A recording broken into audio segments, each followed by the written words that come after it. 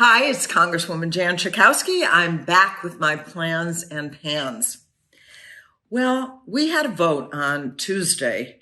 We weren't expecting necessarily to have a vote, and most of us came back to Washington to cast it, to raise the debt ceiling in our country.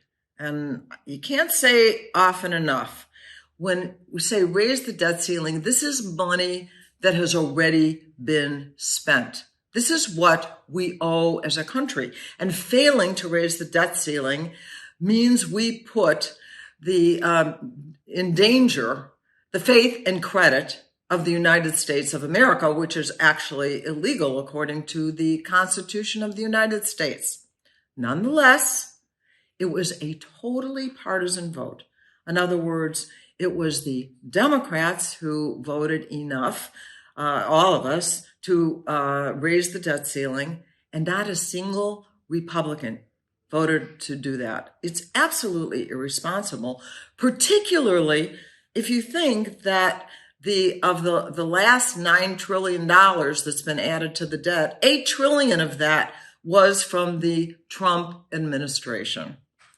So we did our duty, which had to be done, and I'm thankful that we were able to keep our promise.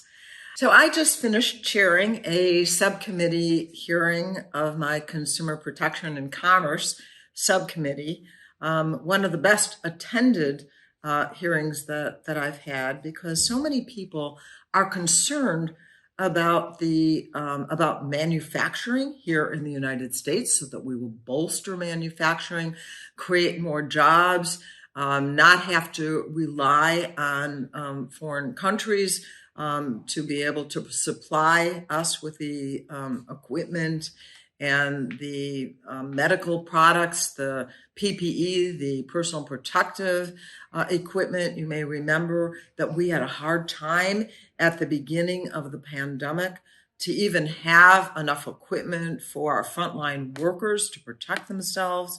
So the supply chain was another big topic of this. The interruption of the supply chain has meant that many people still are waiting to get the products that they need. I certainly remember when it was so hard to get any of the home cleaning products. They just simply weren't available. We even go back to remember when toilet paper was in short supply. Well, there are still shortages going on, especially for the more big ticket items, for furniture, for used cars, which, by the way, have gone up 27% just in the last year, partly because of the shortage. So there were a number of pieces of legislation that's going to deal with manufacturing, even the issue of tourism, brand America, how that can be encouraged, and to make sure that our supply chain is more resilient, and that we are doing more right here in the United States and even regionally to be able to make sure that we have enough of what we need. Something called, now I'm going to explain some things to you, Section 230 and algorithms. You hear that word a lot. Maybe you even use the word.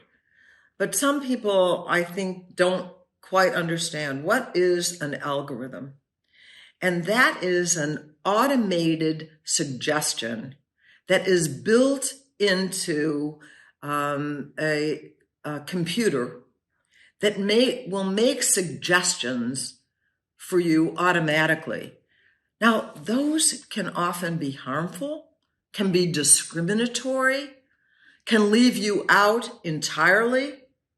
So, for example, there have been algorithms that have been used in the past to identify certain communities that you want to let know about housing opportunities. Well, that algorithm may decide that people in a certain zip code, maybe a low income area, that algorithm will not allow the information to go to them. You've heard things about Facebook and eating disorders and places to go online that you're automatically sent to that actually deal with things that can be very, very harmful. Well, this is where Section 230 comes in. Section 230 is something that at the beginning of the internet provided some immunity from prosecution to this burgeoning industry to make sure that we didn't want to stop entrepreneurship, the development of the internet. And even though to this day now, decades later, a number of these platforms go before the court when they're sued and say, no, we are immune from prosecution. And one of the things they say they're immune from prosecution for is the algorithms, these automated suggestions that go out without any human being, once they're set up, making a decision of whether or not they're appropriate, whether or not they're dangerous, whether or not they're discriminatory.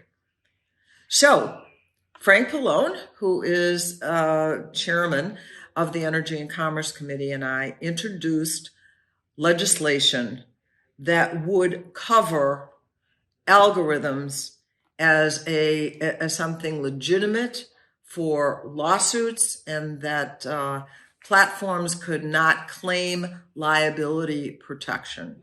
This is really kind of a big deal. It may sound very, very complicated, but it could affect your life and your opportunity to get justice as well. Another issue, I'd welcome any kind of feedback and questions or comments on whether or not this has made any sense. I also wanted to congratulate my good friend, an Evanstonian, a longtime member of the Cook County Metropolitan Water Reclamation District, Deborah Shore, who has now officially been approved and appointed to be the Region 5. That's our region, a number of states in the Midwest, of the Environmental Protection Agency. So she will be the regional director of that.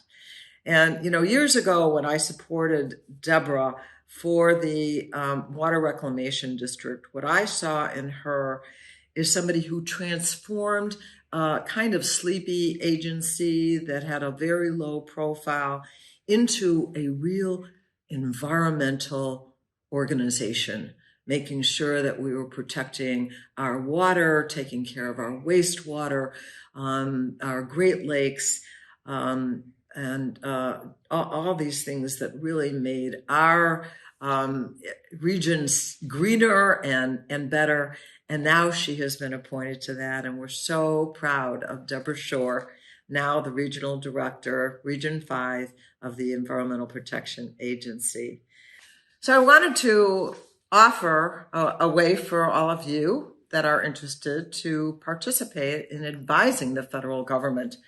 And I think a pretty unusual move. The U.S. Commerce Secretary, Gina Raimondo, has invited anybody to nominate individuals to the National Advisory Council on Innovation and Entrepreneurship, particularly technological entrepreneurship. And what they're looking for is that nominees can include, but are not limited to, business executives, entrepreneurs, innovators, investors, post-secondary education leaders, directors of workforce and training organizations, people who you think would really be good advisors to the federal government on how we can help build our economy in the right direction.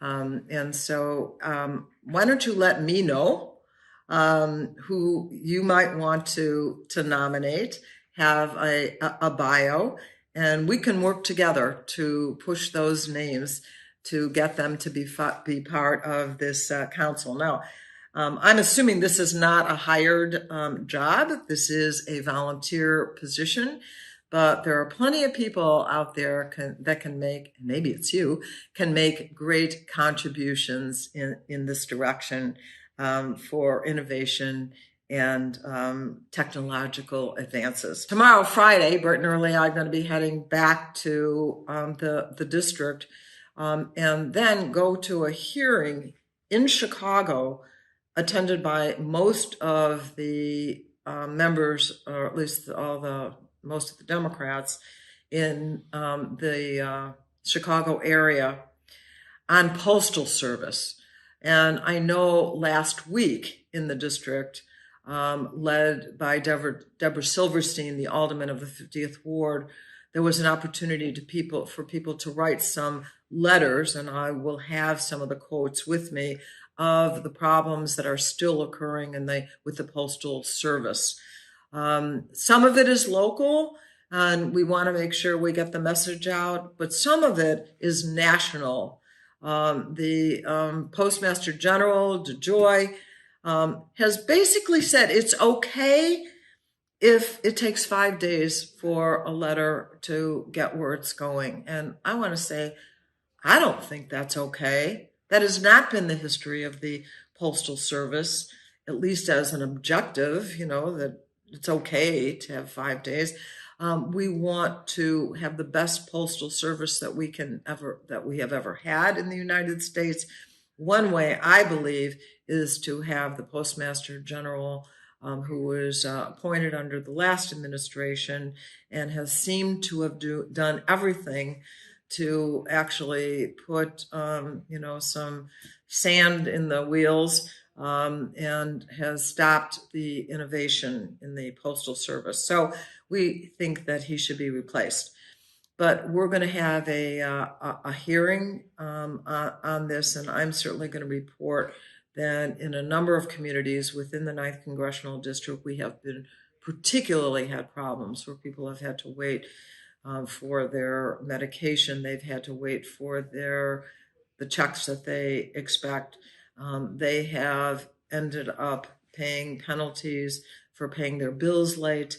And so we need to work hard, and Congress is getting involved in that to make sure that we can boost the Postal Service and make it the very best it could be.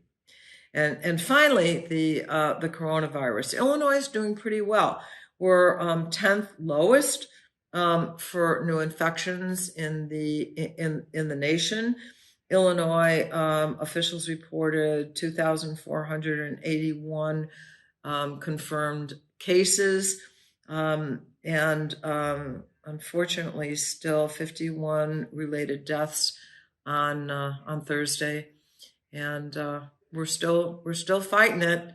So stay well, be careful, and I'll see you next week. Thank you for watching my video. Make sure you subscribe to my YouTube channel and follow me on Instagram, Twitter, and Facebook, where my handle is @Jan Schakowsky.